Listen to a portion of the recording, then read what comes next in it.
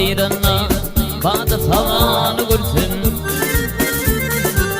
Bakıvdin bir kulan Dikle babanı görsün Bakıvdin bir kulan Dikle babanı görsün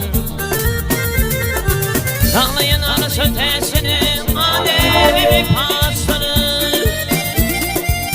İki çakan metesini Arap tavanı görsün İki çakan metesini Arap tavanı görsün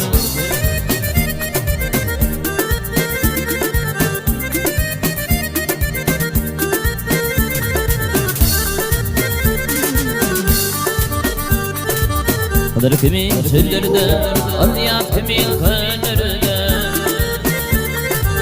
Hovuz kimin dağlarına, yaşı yamanı görsün Hovuz kimin dağlarda, yaşı yamanı görsün Yukarıda Hindistani, arkada Türkistani Evliyaların manı, ulumazanı görsün Evliyaların manı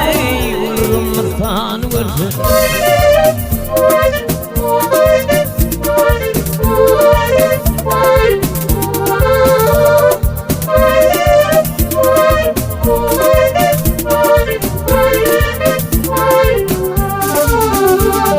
Sandeli çakan fidan Bunun bulur fidan